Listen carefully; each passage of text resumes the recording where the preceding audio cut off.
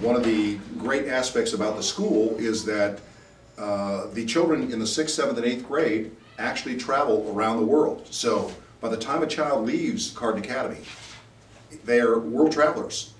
So Petra, how are you today? Great. Good, good. Could you tell us a little bit about the philosophy and the purpose behind these travels to foreign lands? Surely. We travel with our students all over the world to teach them about life in general. And we travel with them to experience. And we have a great preparation before we travel with our students. We study the geography, the history, the art, the music, the architecture of the place, and then we take the children. And besides the academics, we teach the children the behavior. We experience life. We experience the foods, we experience the taste. We teach them responsibilities because they have to get up in the morning, put themselves together, show up for breakfast, but what's the bottom line philosophy of Carden regarding travel, though? We teach the whole child. We not only teach math and science and beautifully, but we teach the children how to experience life. And what we teach them here, we take them to see.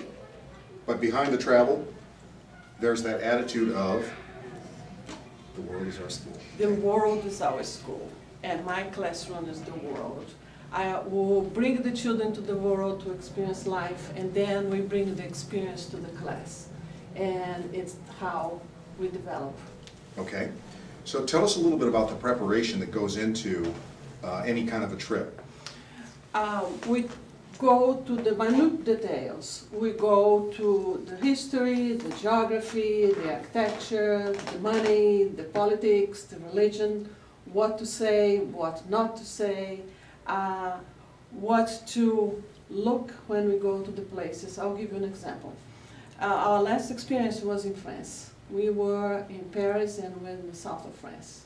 And it is absolutely marvelous to see our children going to the museums and see the pieces that they have saw in the classroom, they have seen in the classroom. They've seen them in their textbooks. They've seen it in textbooks and in pictures.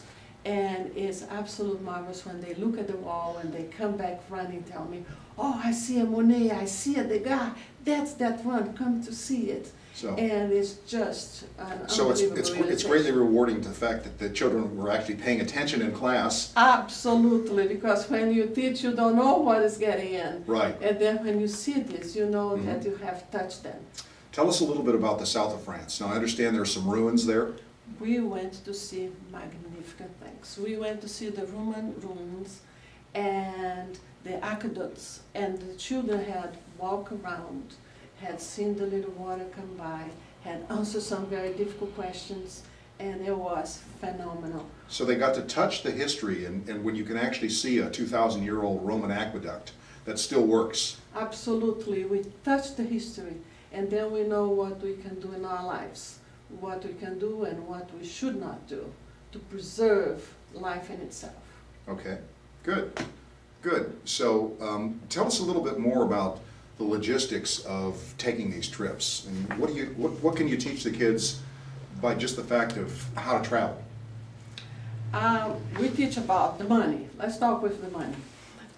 We prepare the children. We go and trade the money before. We calculate how much they are going to need for spending money.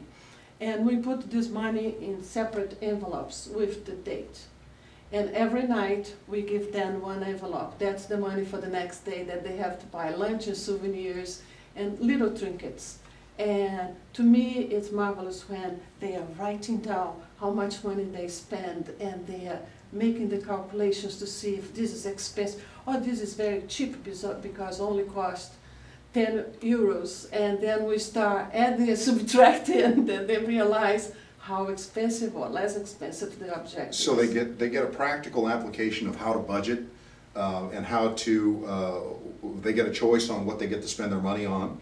Absolutely. And then they get to see if anything makes sense. And responsibility. Okay. And I have a little case of a girl that told me, I only have 25 euros. And I wanted to buy my mother a 25 euros gift. And we start talking. I said, how are you going to eat lunch? And she figured out that 25 for a gift was a lot of money. Then we decide, okay, we can buy a good gift for a little bit less and you can eat lunch. Then it's all part of life. Right. Okay, good. And you mentioned that they keep records or logs of yes. what's occurred on the trip? Yes, and to me is another surprise. At night they separate the clothes and the shoes for the morning, and they write down how much money they spend and how much money they have, and they add and subtract beautifully. Yes, and also there is a certain element of behavior that's necessary in terms of how to be social, what the proper etiquette is in different countries. Absolutely. We learn how much we can talk, how much we should not talk. We don't make the negative comments, and we're there to observe, to learn. And it is phenomenal to see the children living together with one another. And I tell them, you don't have to like everything.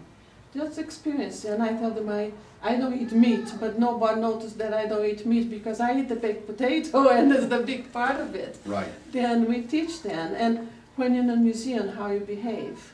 You don't step in front of anybody that's looking at a picture. You keep your voice down.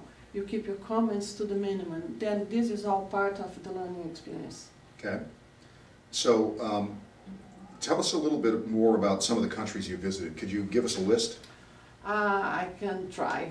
We have been in England, we have been in Spain, we've been in France, we have been in China, we have been in Australia, we have been in Greece, we have been, do I need to go more? We have been all over. All over the world. All over. So tell us a little bit about China. China is phenomenal. And when we talk about China, we're not very sure if China was the place to go at that time. And we went to China and we were absolutely marveled with the cleanness, with the people, with the ability to create a meal with a little piece of meat, and with the foods, with the dance, with the acrobats. I can go on, the panda, and we experienced it all. With the Great Wall, we walk. And this time was cold and rainy, and we walk and we plowed too, and it was phenomenal. Tiananmen Square, and tell us a little more about you've got some interesting experiences in Tiananmen Square. Tiananmen Square, that's when the children learned that we cannot talk about everything. We ask about, and our guide was very quiet about whatever has happened in Tiananmen Square. They did not went into the history, and the children, because of the preparation that we had before, knew what had happened there. So there were certain subjects you really couldn't broach with the Chinese? No, but it was a very good experience for our children, because when we come back, we're so grateful for our freedoms, for our ability to be able to say whatever we want to say, when we want to say it. In China... So they got to experience the repression that occurs in other countries directly. Yes, and treasure freedom of speech. Very good. And tell us a little more about the pollution there. That's another subject that's a taboo there. We don't talk pollution every time, and the sky is very gray and dark, but they don't admit that's pollution. They tell us that is the fog. And the fog becomes the fog, but it is dark pollution. So the political correctness to an extreme. Yes. Okay. Yes. Good. Unfortunately.